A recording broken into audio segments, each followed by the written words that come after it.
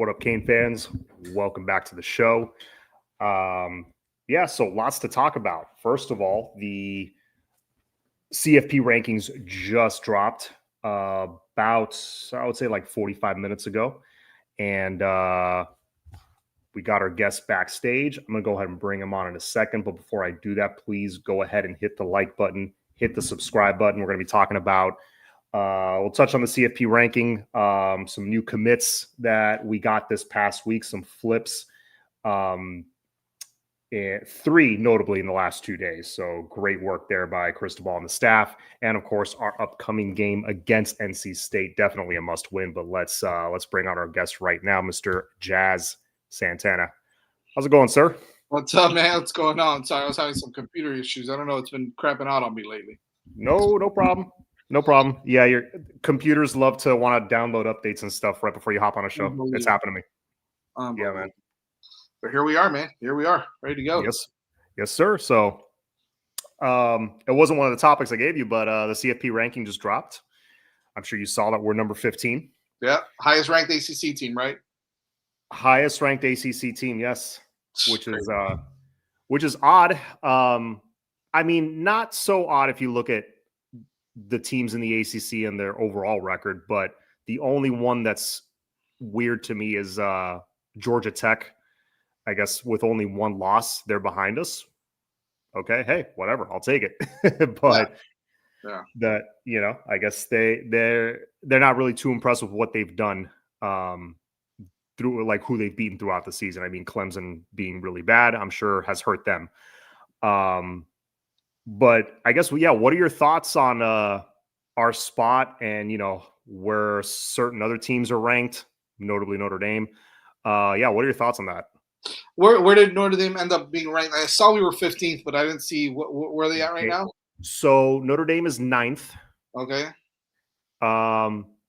Texas, this one's even more egregious to me. Texas is 10th. Yeah, that's a big game this weekend.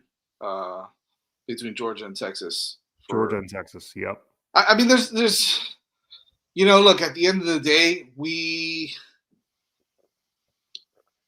the reason why we're number 15th is because of us, right? Not because of anybody else.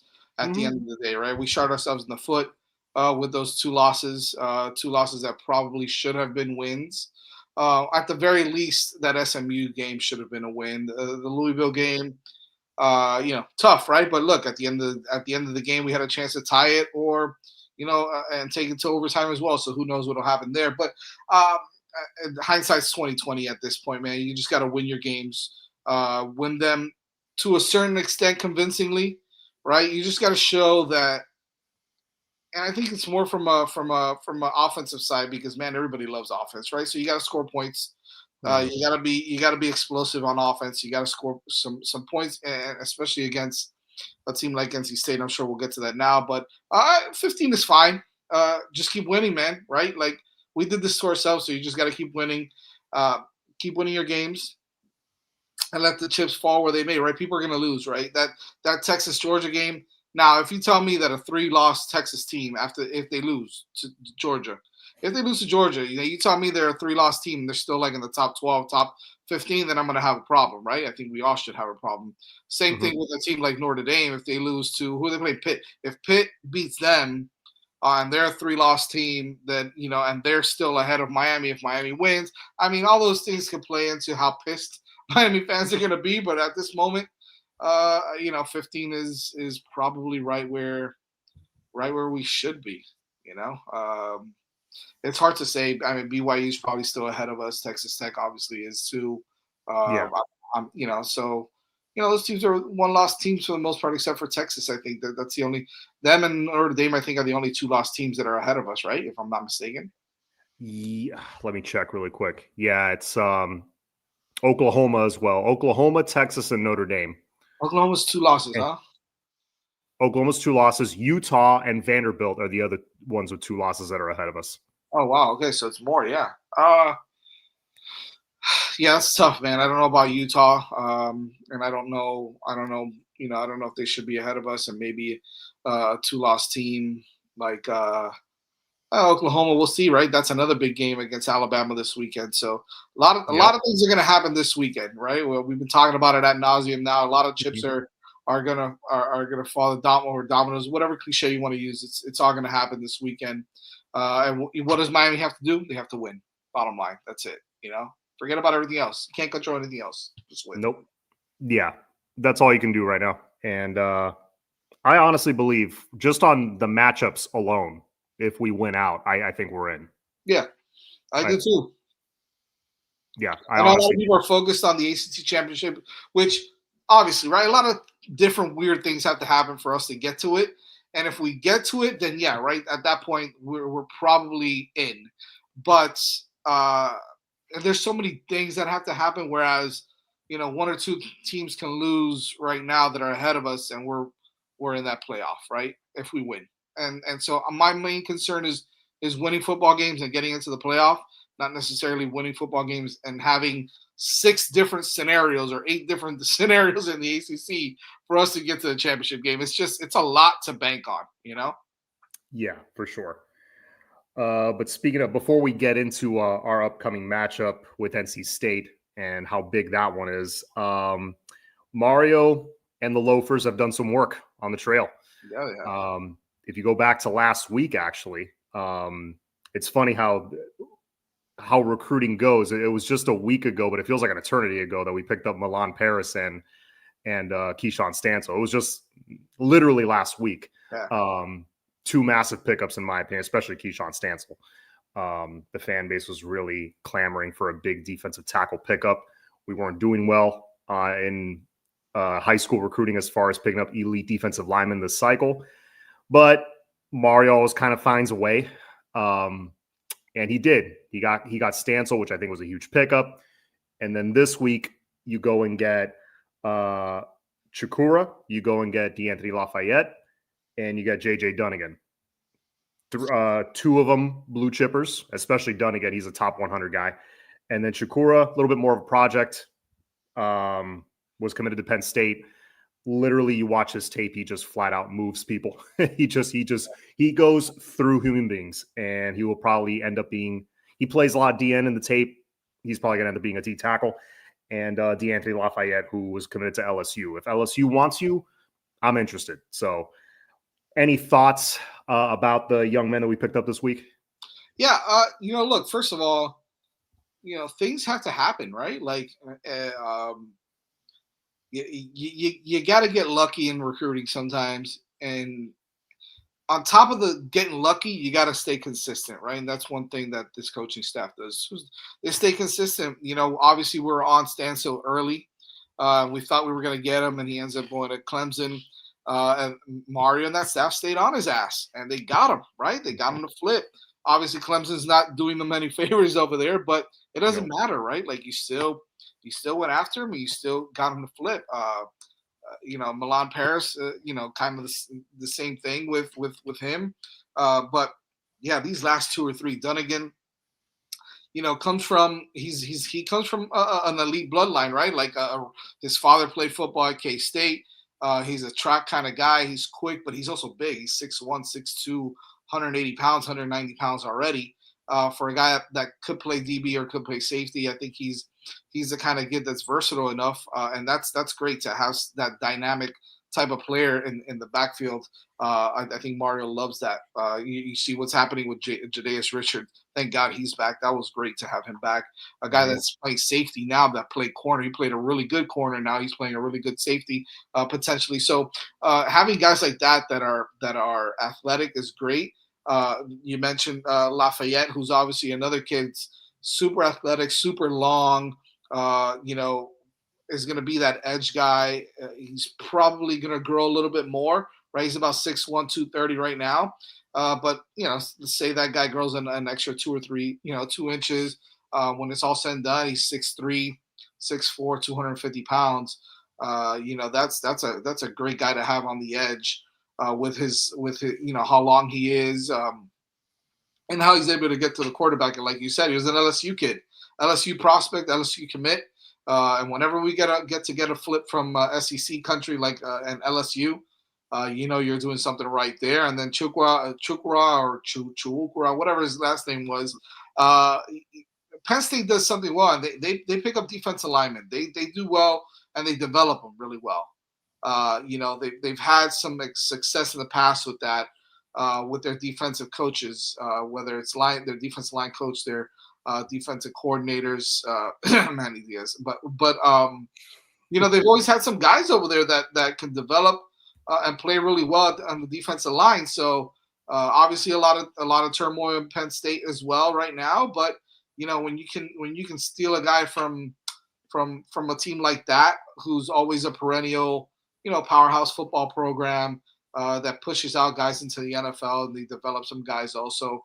To get that player and to be able to bring him in here with Coach Lewis and JT and those guys to develop him. Also, I think you got a chance to get a guy that can come in and play a really good defensive tackle, which obviously is, like, as you mentioned, right, a place that we were kind of lacking in this recruiting cycle right now.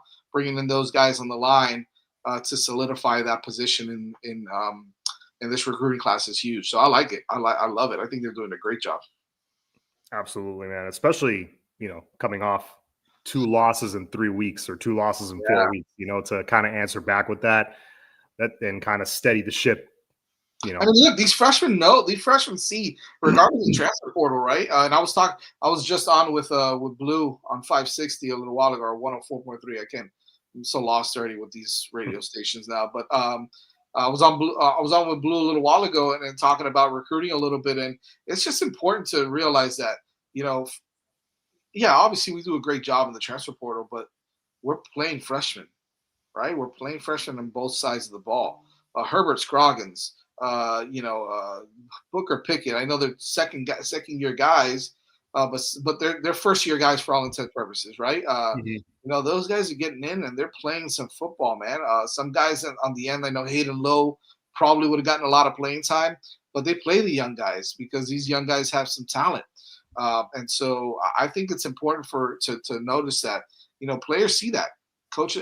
Players, high school kids see that stuff and they say, hey, and they're developing those guys. Yeah, I got an opportunity to come in and play regardless of whether I'm a freshman or sophomore in college. Yeah, for sure. A lot of guys got into the to this past game against Syracuse, whether through injury, out of necessity, or just trying something new. Seeing guys like Dalen Upshaw, even, who I was excited about this season, but I didn't think I was going to see much of him. Well, he busts a huge 40-yard pickup on a bubble screen. So all of a sudden, it's funny, John. I was talking about this also. If you put a number 10 on him, he looks exactly like Malachi. Like Malachi.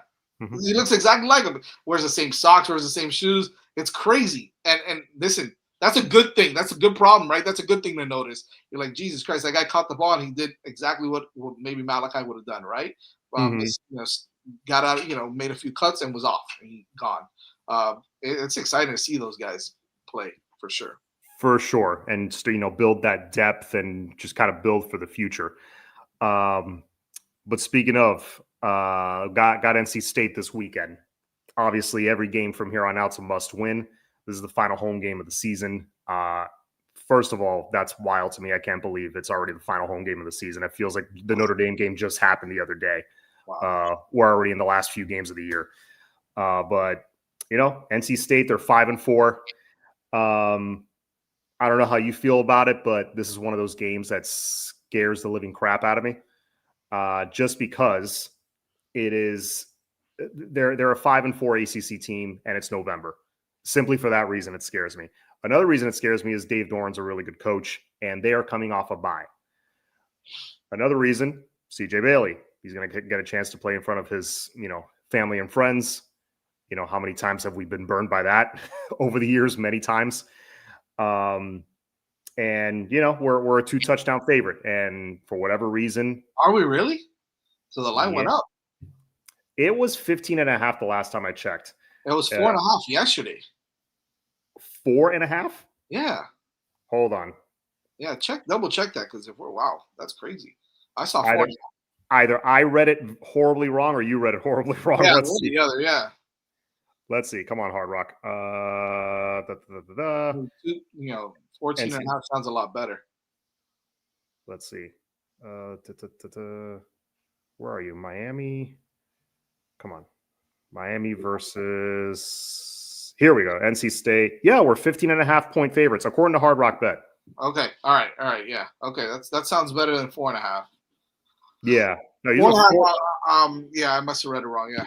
I think Chaz read it wrong. Good. I'm glad I got that one wrong. All right. I'm glad. But again, yeah.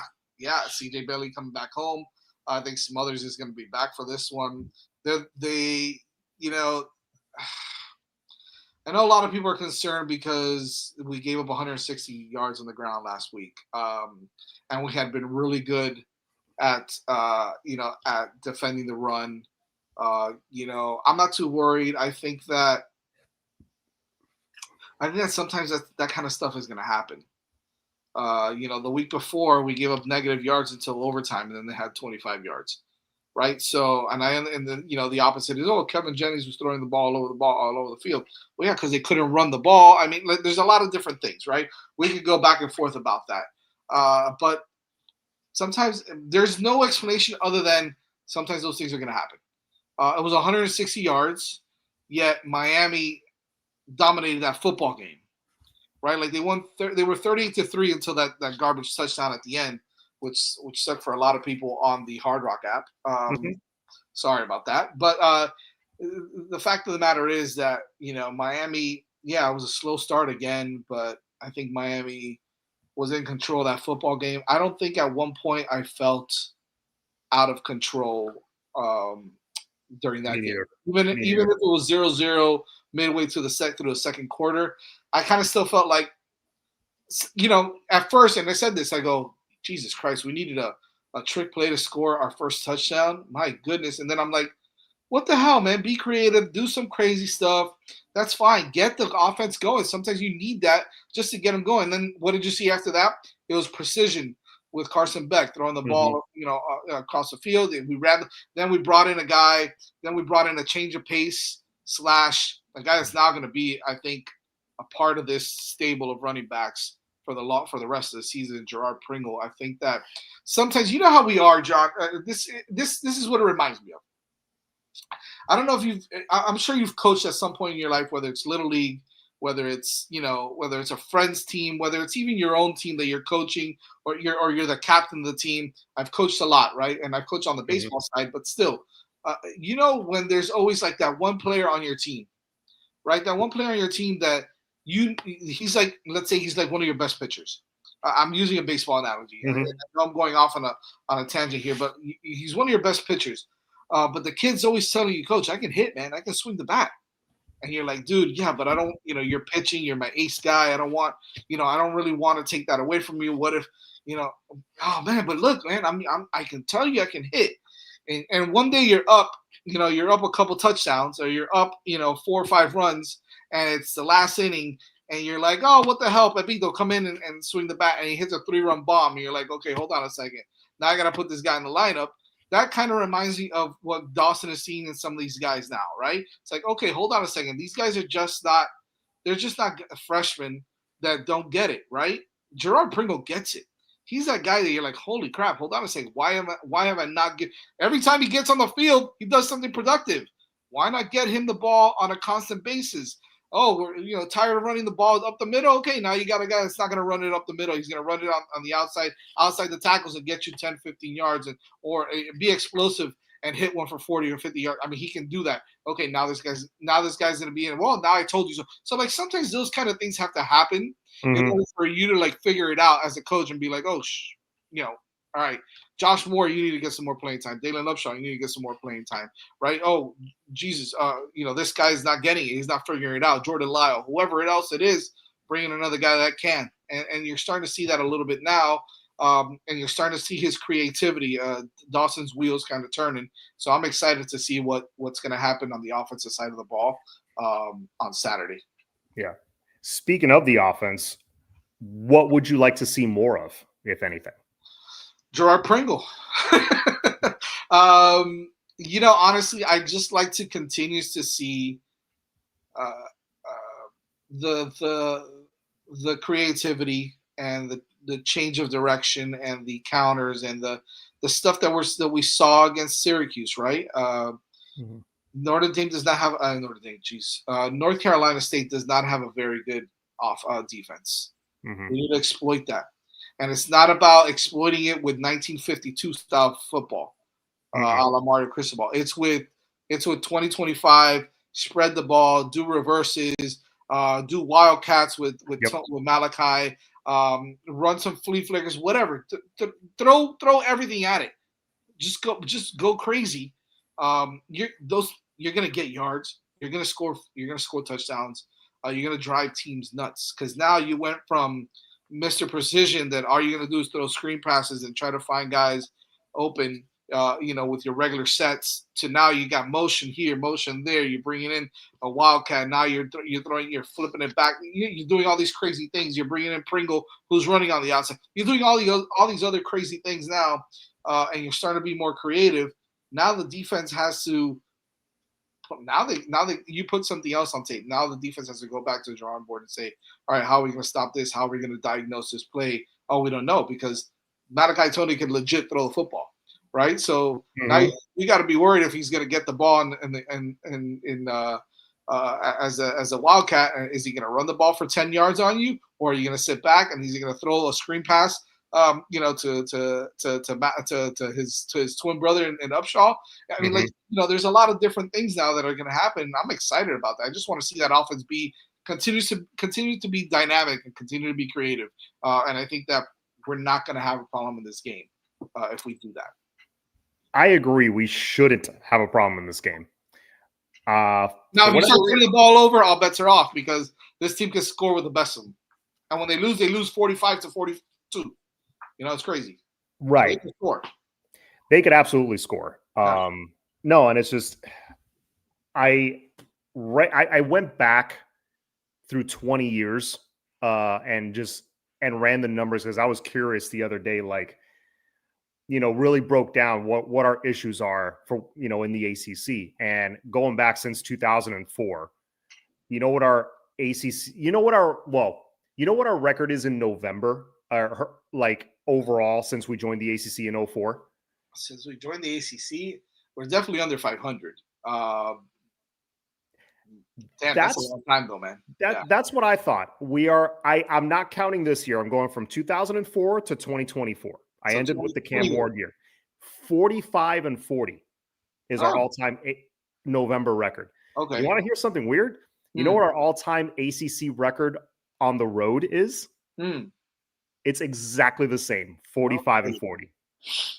That's crazy, man. Wild, right? So Yeah. the data tells me that on average, and this is a big sample size, 20 years now, we average 2-2 every November because every November you play about 4 games, Right. and every year you play about 4 ACC road games. So you're going to go 2-2 in November, 2-2 on the road in conference. We already got 1 conference loss and 1 November loss. So, and really it's November 1st. So is it really, it's on the borderline. So it's like the data tells me 1 more loss is coming.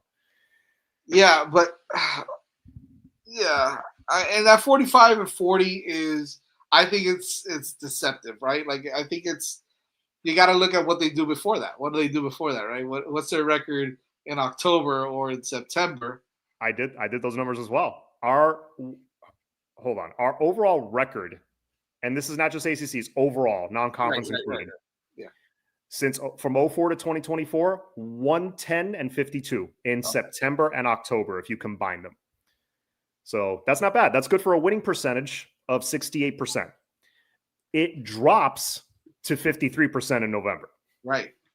So what it sounds like is November is when we, regardless of whether we're over 500 or not, is when we really crap the bed, right? Is when we're really when things go south for us. Regardless of whether, I mean, the record doesn't sound terrible, but if you take into account September and October, then you're like, geez, yeah, it's The drop off. It's a drop off. It's a big drop off. The yearly drop off through, it doesn't matter, different head coaches, different athletic directors, different presidents, it does not matter. I don't know what it is. But yeah, but hey, there is money behind the program now. That is one different thing. And yeah, I love the stuff that you said, using some more of your young guys, staying dynamic, because I feel like that staying ahead of the other team schematically is something that we've lacked for 20 years. That's where we've always gotten beat. What I would like to see on offense, honestly, is to continue to stretch the field a little more vertically, because even as innovative as we were, with all the pre-snap motions, I loved all the eye candy that we were showing. Usually teams are doing that to us and killing us with it. I'm glad we, took a little bit like a page out of their book and kind of put it on them a little bit. That was huge for me to see. But I feel like in that Syracuse game, everything was still called within a 15 to 20 yard box. Nothing was pushed down the field, really. I would like to see more of that. If you see Josh Moore one-on-one, maybe throw him little deep shot. The FSU game was a perfect example of that, because we took a couple deep shots early. Even though that first possession you missed on two of them, right? Still, you throw a warning shot across the bow. Then on the next possession, you hit CJ on a big one. It gets the offense going, and then they're off to the races.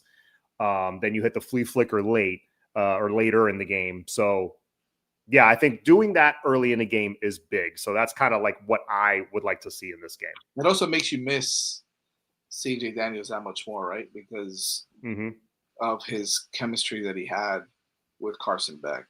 And so that's, we were talking about that last night also on the show, that you almost look at it and you say, yeah, okay, Carson Beck has had his issues.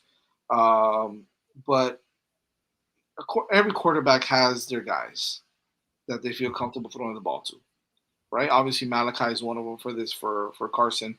C.J. Daniels was another guy. There may be some guys on the bench, a la Dalen Upshaw, that he has some good chemistry with, maybe even a Josh Moore.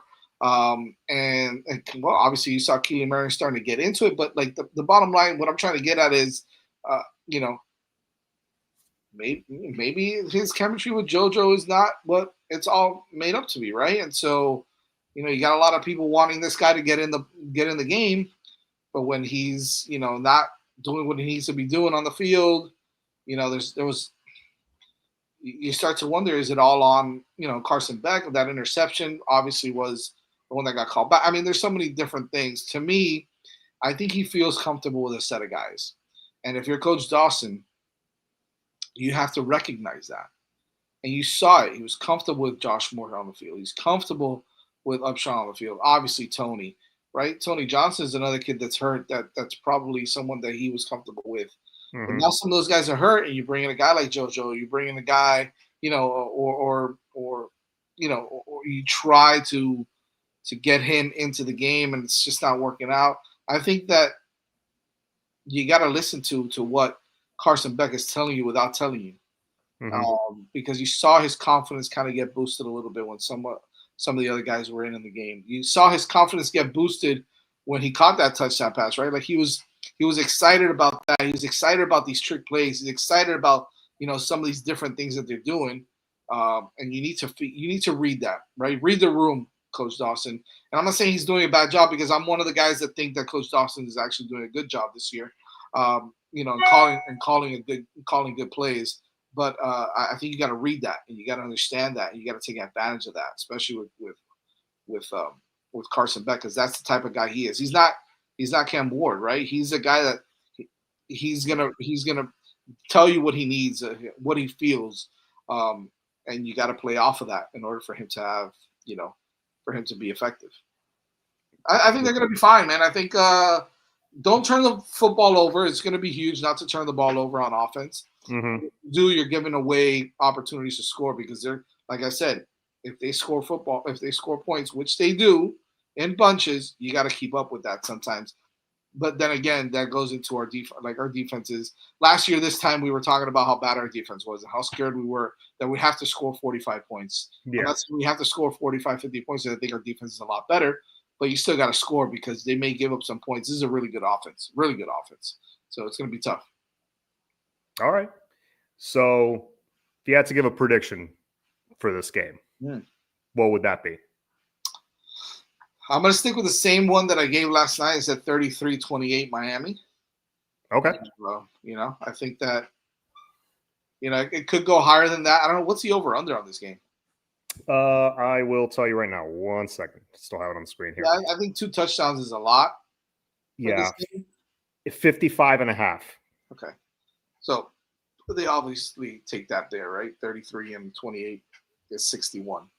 So take the over, but take the don't take that 2 touchdown. Yeah, I have. If you're a betting man, I'm not a betting man. No comment on that. But I have it. I think we won a close one. 31-28. Yeah, where I have it. I can see that. I think we pull one out of our butts. I think it'll be one of those though that they score. We're up by like 10. They score. They go for an onside kick. We recover and ball game. That kind of has that feel to it. 31-21 with like 2 minutes to go. They score a touchdown and then we grab the onside and maybe kneel. Who knows? We'll see. Yeah.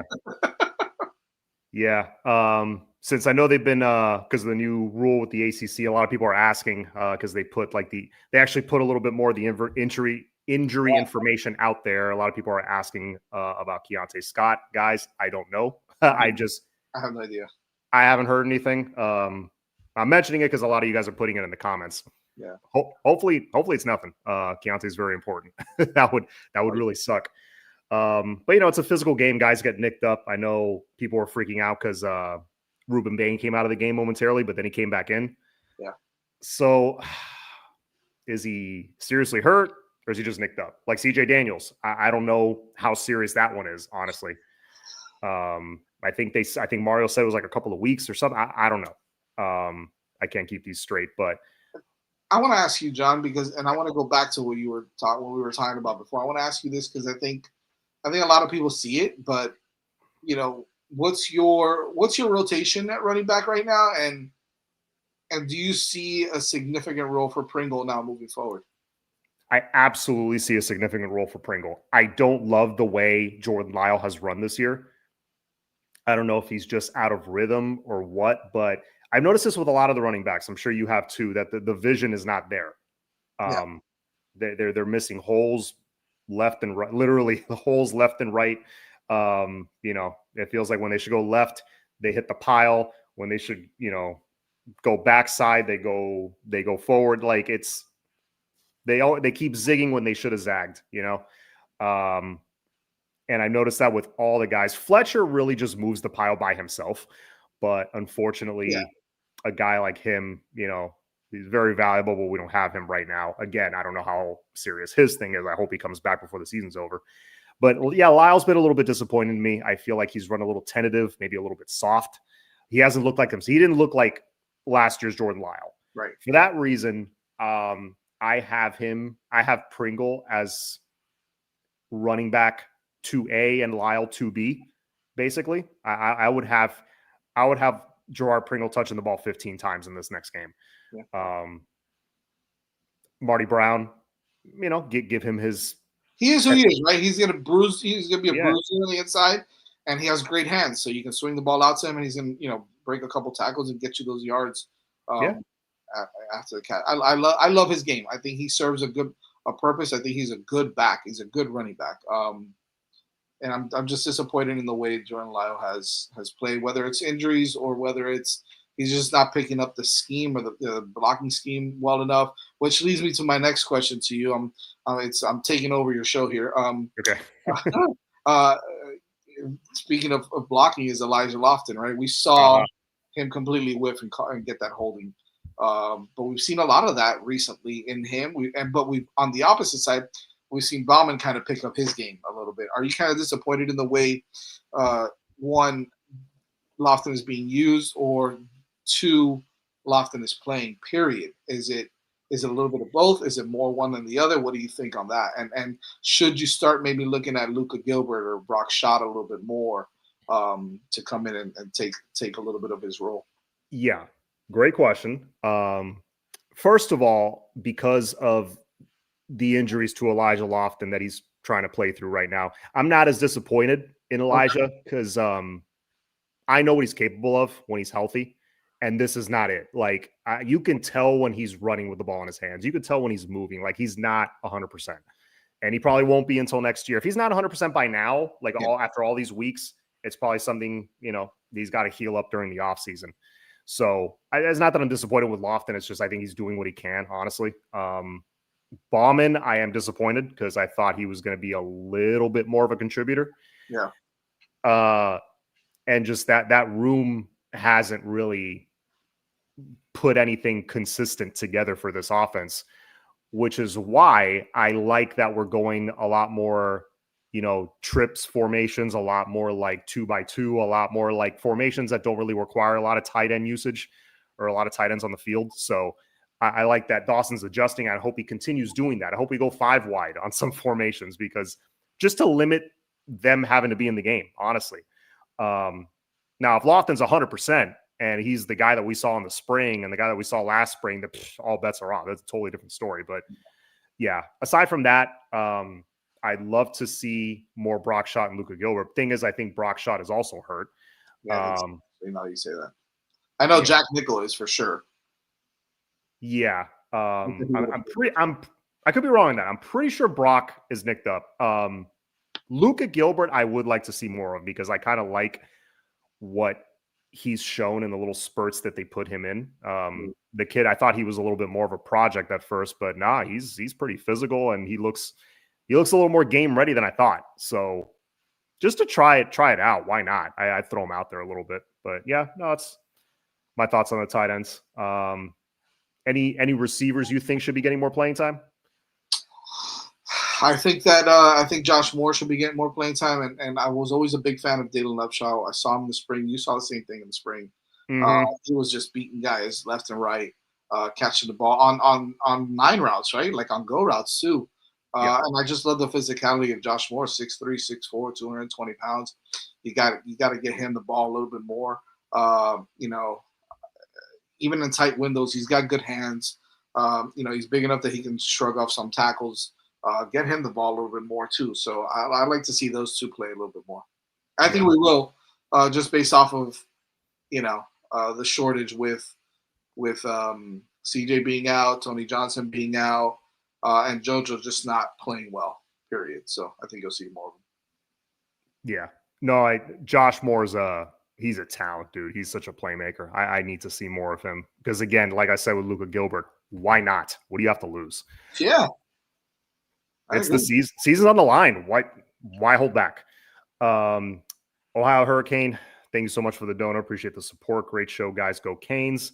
Jazz, don't want to have you on too long, man. Anything you want to plug and anything like that? No, man. I mean, a lot of I see some of the guys here that support, so I appreciate that also. But we're on Monday nights at 8:30 p.m. On the Six Rings Canes show over on the 5 Reasons Sports Network. You can subscribe there. Just go to 5 Reasons Sports on YouTube. Subscribe to the show there. It's the 6 Ring Canes. Check us out on Twitter at 6 Rings Canes or X, whatever you want to call it. But I'm around, man. I love doing this stuff and talking some Miami Hurricanes football when I get the chance, when work allows, and if not, I'm doing what every cool person is doing now. I'm playing pickleball, so if you want to catch me out on the pickleball courts, let's go. I got you. Nice. All right, man. So you guys heard it there. Go catch his content. And I'll be back on Thursday night to talk a little bit more NC State, a little bit more in depth and preview this game. Hopefully the boys show out on Saturday, last home game of the year. Hopefully it's not the close game that we think it's going to be. I hope it's what Vegas thinks. If we go out there and beat them by 17, I might tell. I hope Vegas knows what they're talking about. For this time. They tend to. More often than not, they do. So, like, if we go out and win by 17 points, 20 points, I'm not in full lie-telling mode, but a couple lies may come out. Listen, I'm going to the Hard Rock that night to watch Joe Coy. So, I might need to, do a little gambling of myself there that day. Just, if we do win big, like the Hard Rock has us winning. There you go. I might have to give a little back, right? Give a little back to the Hard Rock. Yeah, exactly. Give a little back. All right. Thank you guys for being on with us. Thank you, Jazz. And yeah, as always, go Canes.